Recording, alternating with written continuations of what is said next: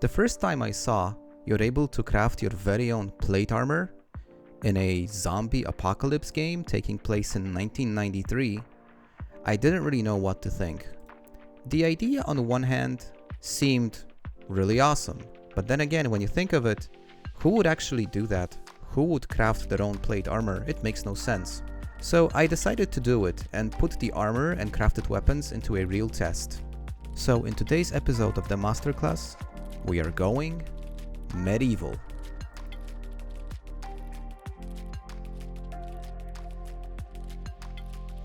Before we begin our journey of going back in time into the Middle Ages, let's first talk a little bit about what are the prerequisites you must meet in order to be able to go on that journey.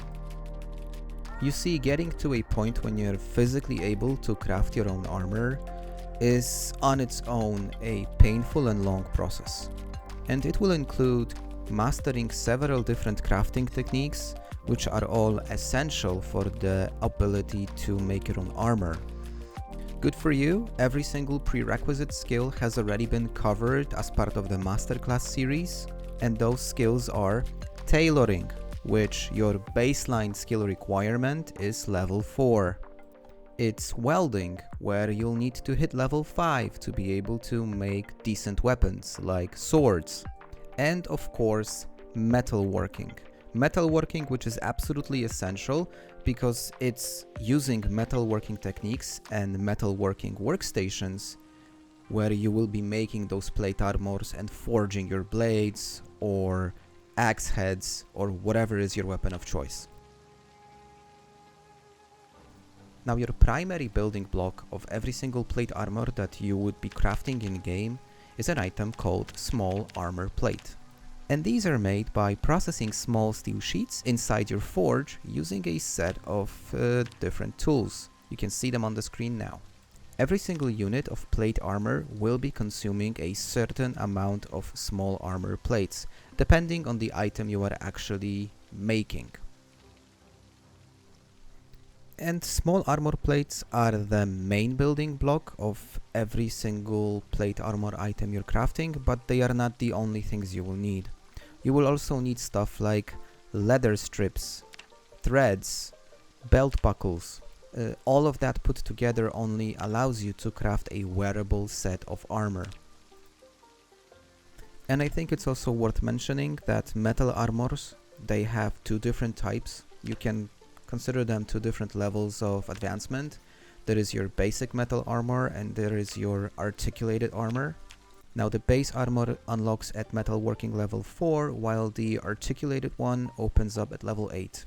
In the video I went for the more sophisticated option, so I went with the articulated metal armor. And this has not only a higher skill, but also a higher resource requirement. So if you're wondering how much materials you would need to make your character into your backyard version of Sir Lancelot, this is exactly how much materials you need to craft a complete set of armor. And as you can see, it's quite a lot, so it's best to have all of this pre-prepared before you actually start crafting. And one last thing before we go out and test armor in combat environment, just a quick mention about the magazines and recipes. Now, the entire library of magazines related to metalworking is quite big. There is over a dozen different magazines, but what you are interested are only the ones visible on the screen. These will open up pretty much all of the armor and all of the weapon crafts available for now in the base game. And once you craft every single individual piece of armor and put it all on, this is how your character will look like. And not gonna lie, it's actually a pretty decent look.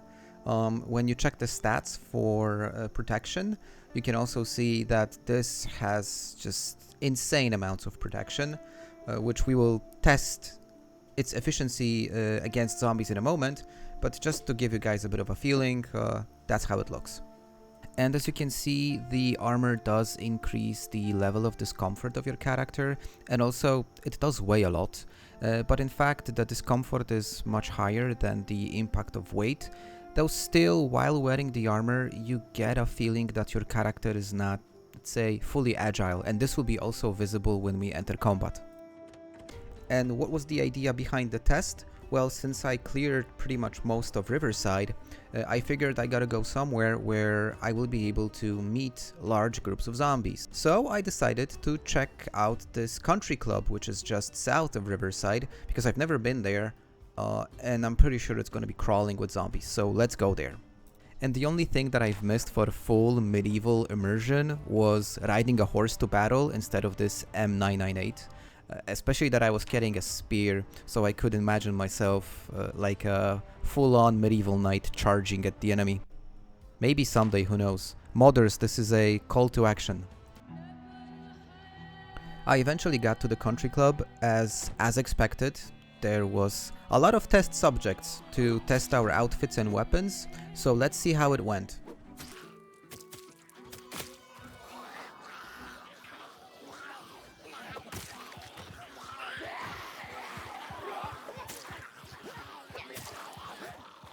I pretty quickly ditched the spear as I did not like the damage it was dealing, and well, it wasn't just swinging fast enough, so I came back to using an axe since the guy was a fireman and I believe was level 4 axe weapons at that time.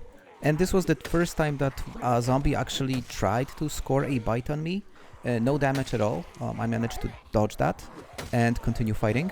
But my intention was also to see if this armor is capable of withstanding prolonged damage, so you will soon see that I kind of gave up fighting. I wanted to see what happens. And while the first few zombie attacks were prevented, well, the outcome was not good, let's just say. Sacrificed in the name of science. One of the most noble deaths a one can have in Project Zomboid. So this is basically the second long-term surviving character that died during making this series, but it was all, a lot of fun. And even though the protection tab does say it's a 100% bite and scratch defense, as you can see, it's not a tank. You're still vulnerable if you get into a dicey situation like our guy here. And at this point, I've asked myself a question: what is actually the purpose of using armor? And I think it's actually more useful for any kind of player versus player encounter rather than a player versus zombie encounter. When you're fighting against zombies, I think it's good to have damage advantage and speed advantage, which in both cases the armor does have a negative effect on your character.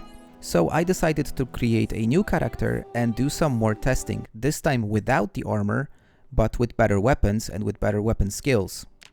So let's see how it went. Meet Sir Whack-a-Lot. Now we're going to equip Sir Whack-a-Lot with a decent quality sword, and we are also going to bump up his strength and also long blade skills and see if no armor but high damage is actually more effective than high armor and low damage. So I boosted our guy's strength to level 8 and also increased his long blade proficiency to level 6, then conveniently teleported myself to the area of the encounter, and well, I started to whack a lot. And I'm gonna be honest, the amount of destruction that this guy started to deal with this sword at those skill levels was absolutely insane. He was one-shotting everything that got in range of the sword swing, and wasn't even, getting tired while doing so. I really wanted to encounter my former self as well, because it would be interesting if the armor on that zombie would have a significant impact on their survivability, and you'll soon see that it really took quite a few swings to get rid of my former self.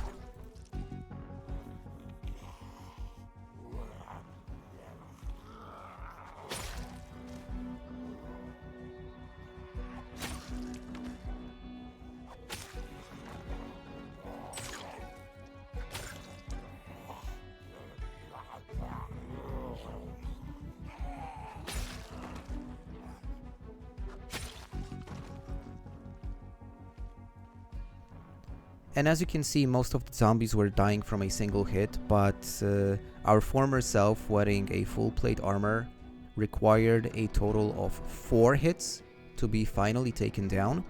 And since we don't have build 42 multiplayer yet, so we are unable to really test player versus player efficiency of the armor, but I think this is the closest thing we can get to have a comparison. And if we are able to take out a zombie with 1 hit, and we need 4 hits to take out a zombie in a full plate armor, so if we kind of imagine how it would look like in a player versus player environment, at least for melee combat, this is a beast. It's super useful.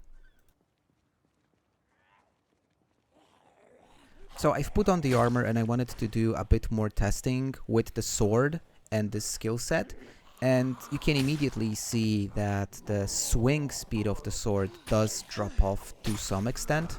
So for me personally, for player versus environment type of combat, I would ditch the armor. The upside of the armor is not sufficient enough for me to compensate the loss of damage that comes in the package. But still, I had tons of fun testing these things. I know this is a new feature, so I'm not sure how many of you actually have any experience using armor. If you do, I would love to get your feedback. If your observations are similar to mine, or maybe you have a totally different opinion, please share it in the comments. And the final thing I wanted to do, since obviously we've seen that the armor does not protect your character from multiple zombies, I wanted to see if being exposed to a single zombie attack, would the armor make any significant difference? And yeah, well, for a single zombie attack, it does make a difference.